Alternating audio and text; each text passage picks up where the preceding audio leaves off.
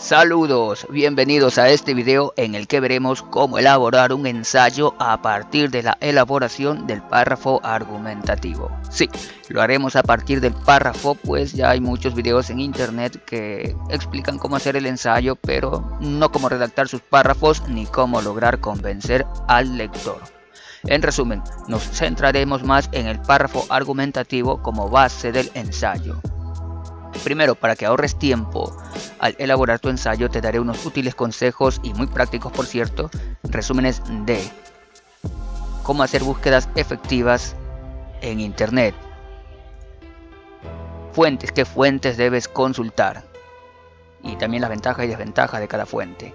Citas y su conexión, sí, ya sabemos hacer las citas, pero ¿y ahora cómo las conectamos? Eso también hablaremos. Referencias, cómo hacer las referencias. Y luego ya entramos al terreno del párrafo y finalizamos con el ensayo.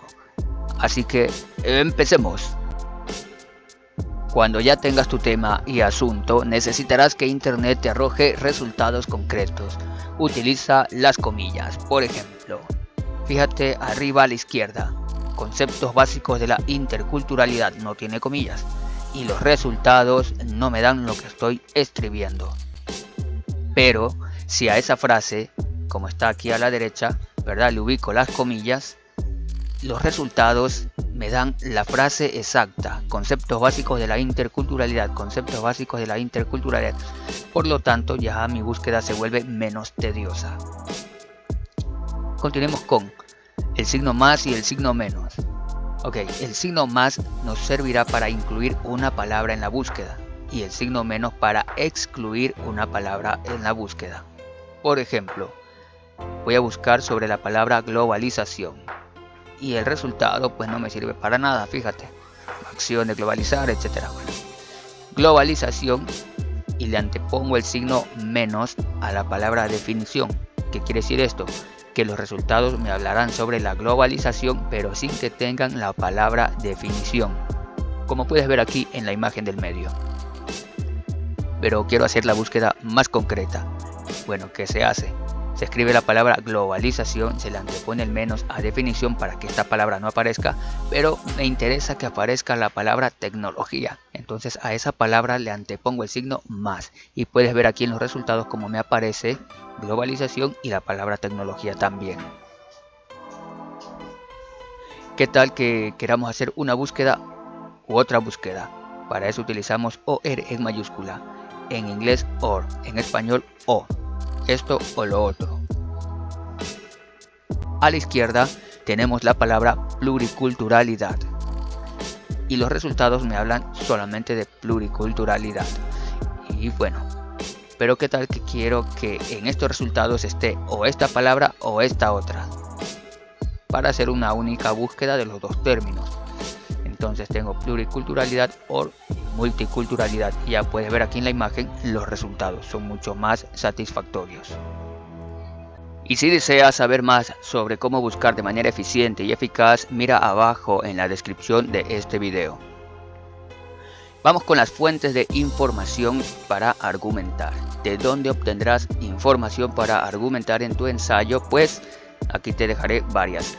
Medios de comunicación, ya sabes, radios, periódicos, televisión, etc. Te voy a exponer ventajas y desventajas de unos y otros. Veamos, una de las fuentes que puedes consultar son los medios de comunicación. La desventaja es que gran parte de los medios de comunicación tergiversan, ocultan, omiten, etc. la información. O se valen de falacias y de despertar emociones al público para de alguna manera manipular o persuadir a su conveniencia. La ventaja es que son fuentes fácilmente digeribles, fáciles de encontrar. Y otra ventaja es que aún hay quienes toman por absoluta verdad lo que los medios dicen sin cuestionamiento alguno. Otra fuente son las bibliotecas. Bueno, son las fuentes más confiables, aunque debes tener cuidado de que la información no esté desactualizada. Bien, las bibliotecas, ya sean físicas o digitales, como te decía, son las más confiables de todas las fuentes. El problema es que en ocasiones te toparás con información desactualizada y unos que otros artículos redundantes y otros que no responden al título, pero aún así tienen información más confiable. Las entrevistas también son otras fuentes que las puedes hacer tú mismo, a un teórico o a alguien que lleva esa teoría a la práctica. La ventaja es que ofrece mucho más de qué discutir en el texto, pues la teoría no siempre se cumple en la práctica. También puedes acudir a tus experiencias, solo que debes asegurarte de que tienes testigos, o sea, porque nunca se sabe si tú las estás inventando y tienes que demostrar que no las estás inventando.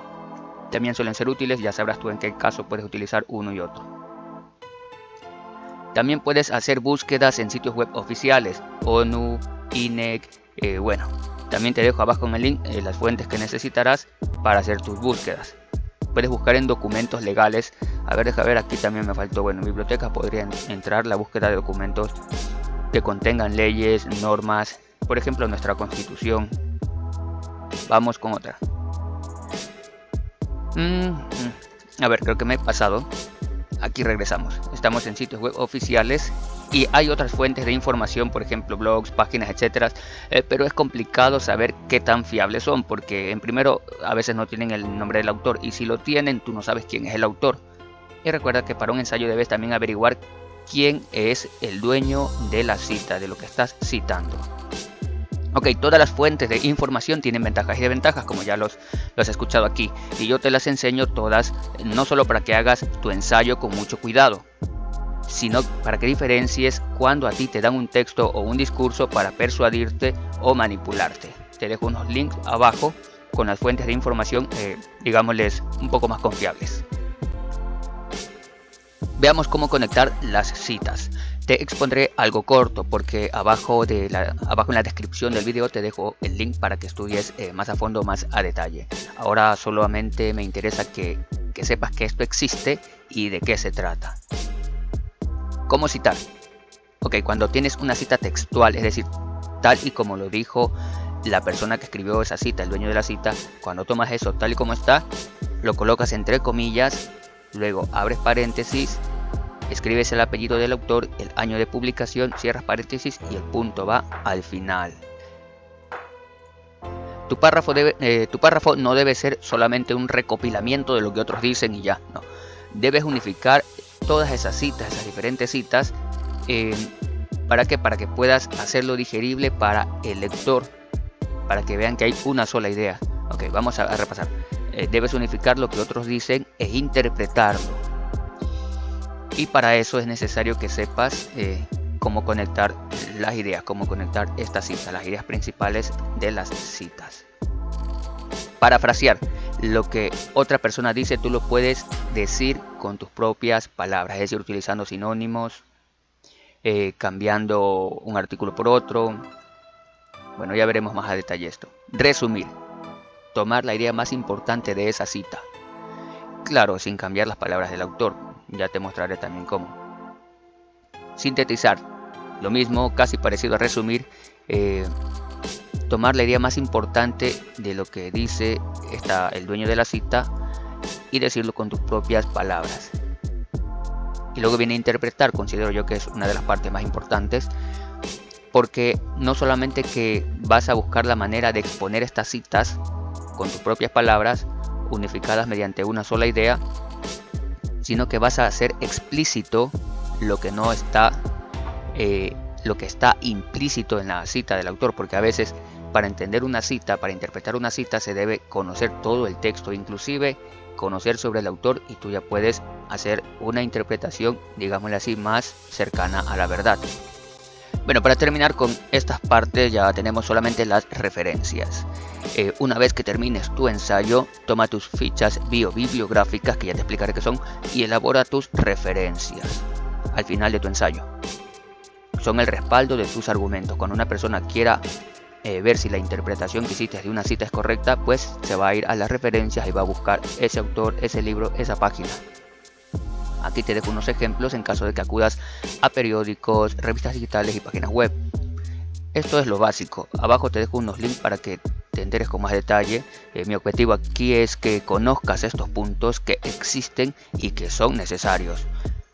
No olvides dejarme tu like, activar la campanita y comentar, suscribirte y sobre todo compartir. Fíjate cómo hacer las referencias. Título del artículo, cuando es un periódico. fecha de publicación, nombre del periódico, P punto, porque de ahí viene la página, ok, no te olvides que después de título del artículo viene punto, la fecha entre paréntesis, luego un punto, luego el nombre del periódico con respecto al número de páginas se separan mediante una coma. En la revista digital es algo parecido, solamente que primerito va el primer apellido del autor, la inicial del nombre, punto, abro paréntesis, viene la fecha, cierro paréntesis, punto, título del artículo, punto, y nombre de la revista en cursiva, punto, recuperado del link. Y ahí viene la URL, o bueno, el link como le conocemos mejor. Cuando es una página web será parecido también. Si quieres observar con detalle, puedes pausar el video y observar tú mismo cómo está compuesto, cómo está estructurada una referencia. Hablemos sobre el párrafo y la planificación. Esto nos facilitará comprender cómo se elabora el ensayo. El párrafo se compone, al igual que el ensayo, de introducción, desarrollo y conclusión. El asunto es que el párrafo trata una idea sobre un asunto. El ensayo trata de 3 ideas sobre un mismo asunto.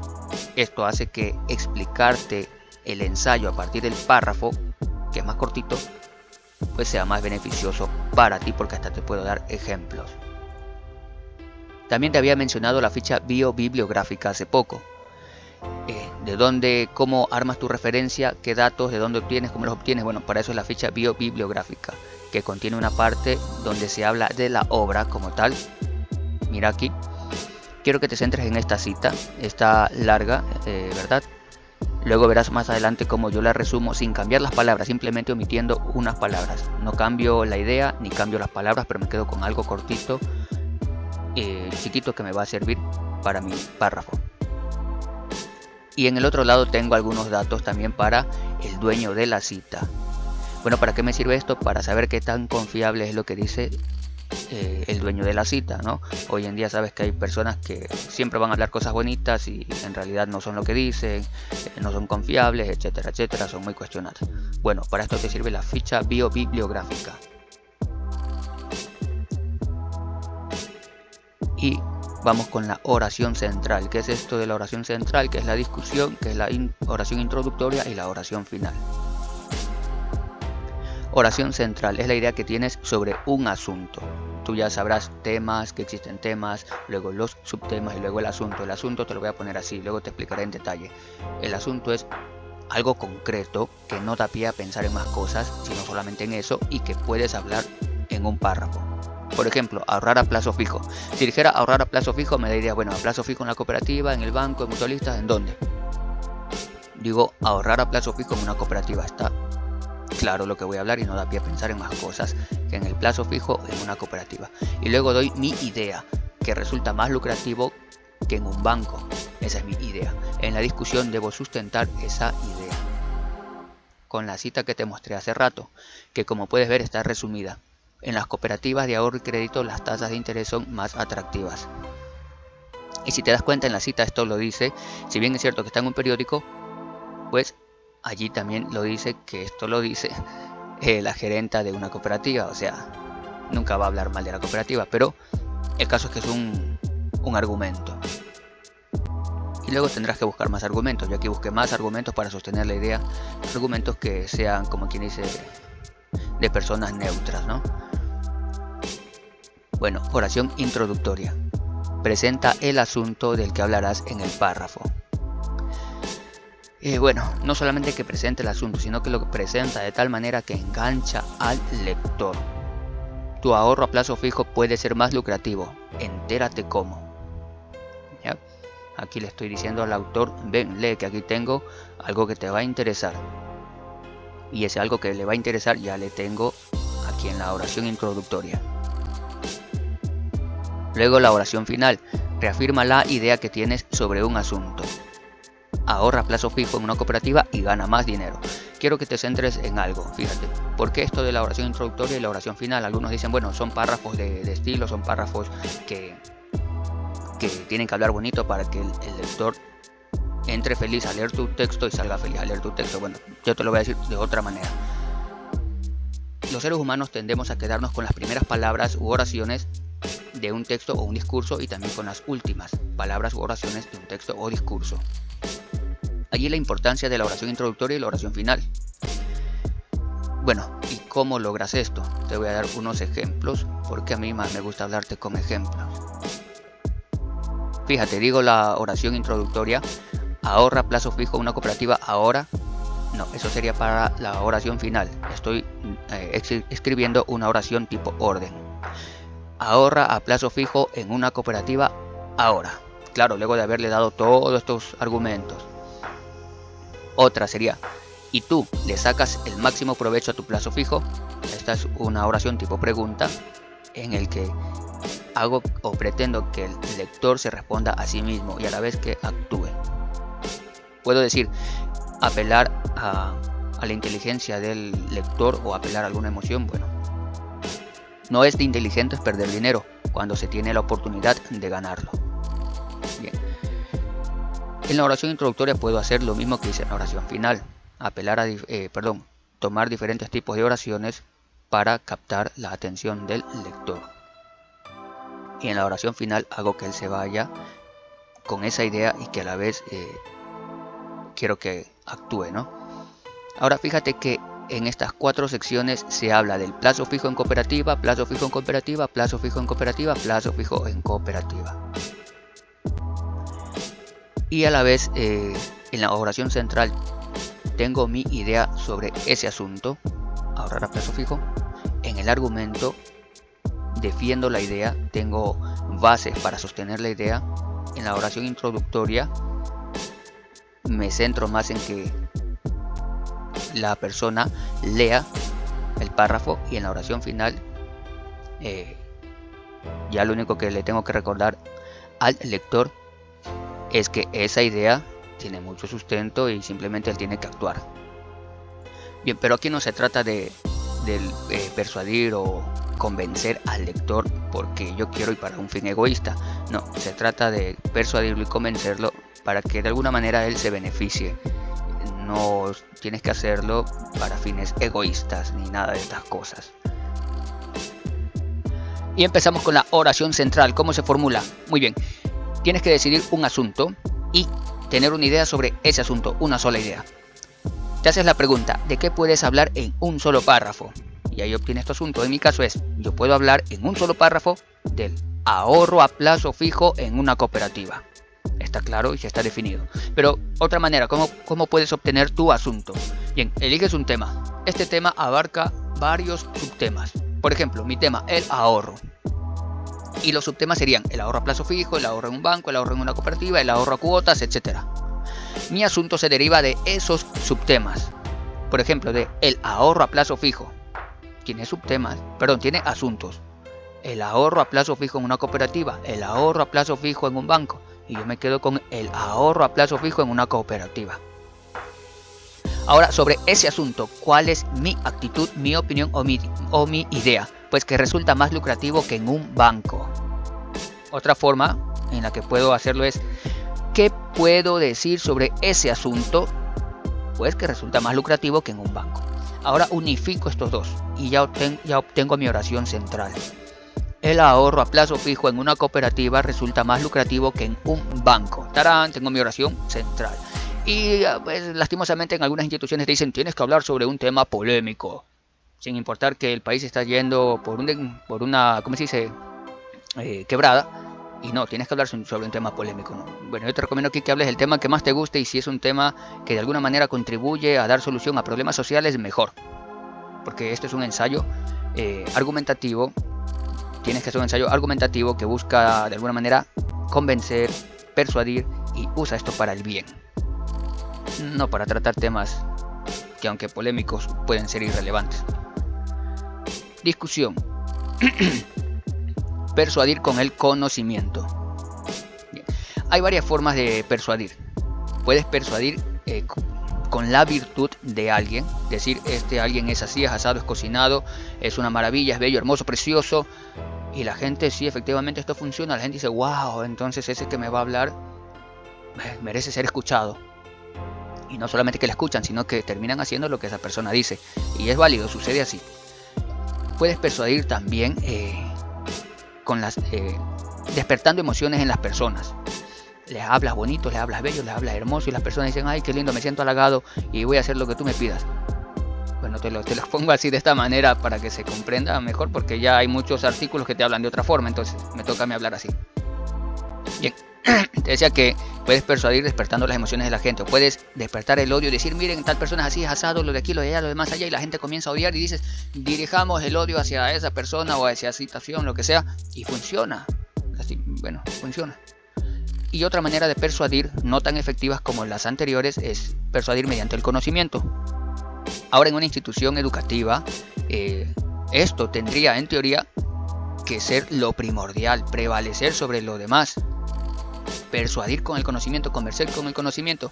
Pero hay quienes dicen, ay, está diciendo cosas que tienen sentido, cosas válidas, pero es aburrido y no le quiero escuchar más, ni siquiera dice un chistecito para romper el hielo. Bueno, suceden esas cosas. Entonces yo te recomiendo que intentes persuadir con el conocimiento y que a la vez también pues de las otras formas también, por ejemplo en tus citas poniendo autores, dueños de las citas que son reconocidos, que ya tienen toda una virtud, tienen todo un recorrido que todo el mundo conoce y es una maravilla. ¿Sí? Ahora no te centres solamente en ese autor, hablando maravillas de ese autor, no te centres en las maravillas de ese autor, céntrate en sus ideas y menciónalo en tu párrafo, en tu ensayo.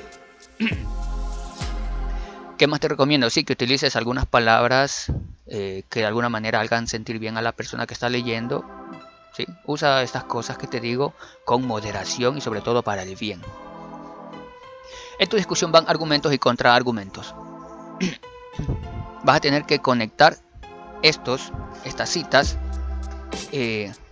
mediante resúmenes, sintetizando, parafraseando e interpretando. ¿Qué es esto de interpretar?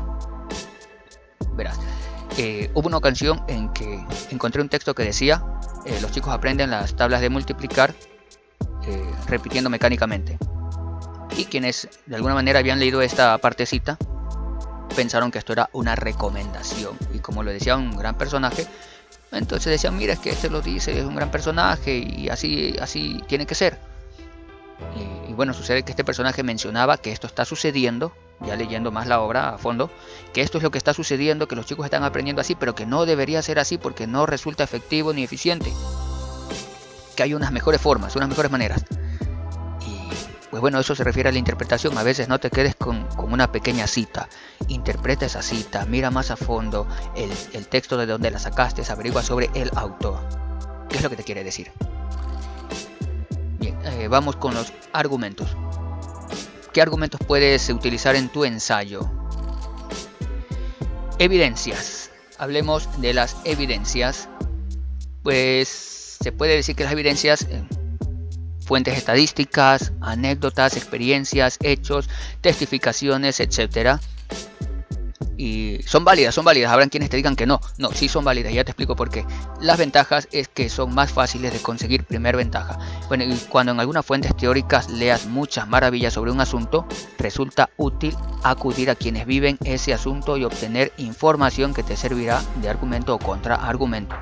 Por ejemplo, hay organizaciones, instituciones que hablan maravillas en su misión y en su visión, que guapo, bello, hermoso, etcétera, te bajan el cielo. Pero ves en la práctica cómo es la situación y es todo lo contrario. Entonces allí te da pie a hablar muchas cosas. Allí puedes tener argumentos, contraargumentos, y ves, no es necesario a veces que te lo diga un personaje, porque tú yendo donde esas personas que viven, que quizás no tengan los estudios que otras personas, pero viven y te pueden decir cómo sucede en la realidad. Eso también funciona como argumento, es un argumento. Vamos con razones, sustento teórico. Aquí van las razones de orden filosóficas, científicas e ideológicas. En el ámbito académico tienen muchísimo peso, pues han sido validadas a lo largo de la historia y se han demostrado ciertas. Bueno, siempre hay farsantes que hablan en nombre de la ciencia, yo soy Superman, yo soy Batman, y lo mejor es cuestionar esas obras. No solamente esas obras, todas las obras y a todos los autores, cuestiónalos. Y allí tú te darás cuenta a quién merece ser escuchado y quién no. Puedes tomar también ejemplos históricos. Mira, la historia tiende a repetirse, así que puedes usar como argumento un hecho histórico. Sí, es verdad, la historia tiende a repetirse. Mira la situación que estamos pasando en estos momentos. Son cosas que ya han pasado anteriormente, pero seguimos cayendo en lo mismo y en lo mismo y en lo mismo. Bien,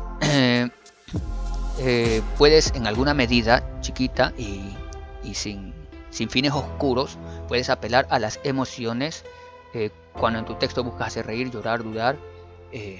Bueno, no dar pena, eso no funciona, ¿no? Para otro tipo de cosas sí, pero en un ensayo académico no. Este argumento es, los afectivos llamados así, son muy utilizados en ciertos sectores como en la política, en los medios de comunicación, que más se basan en despertar tus emociones para, digámoslo así, manipularte. Ahora, es un argumento que tú no deberías utilizar para fines mezquinos. Utilízalos para que lean tu ensayo y de alguna manera para que no se aburran al leer tu ensayo, y para que también llamarlos a la acción si se trata de un objetivo en beneficio social. Falacias. ¿Puedes hacer uso de las falacias? No deberías hacer uso. No deberías hacer uso. Hay quienes sí hacen uso de las falacias, verás. Te explico qué son. Son aquellos argumentos donde sustentas tu idea en una persona que, aunque importante, no es un experto en el tema. Como cuando te dicen tal actor famoso dijo tal cosa sobre el 5G o sobre las vacunas o sobre que la Tierra es así asado. Pero caramba, esa persona tiene una profesión diferente a quienes han demostrado que la Tierra es así, las vacunas son así y el 5G es así. O que siendo un experto en el tema, porque hay también expertos en el tema, tienen muchos cuestionamientos comprobados. Sí, porque hay personas que tienen todo un recorrido, son lo mejor en su campo, pero a veces se dejan llevar por fines oscuros y comienzan a decir cosas que perjudican, que no son así, etc.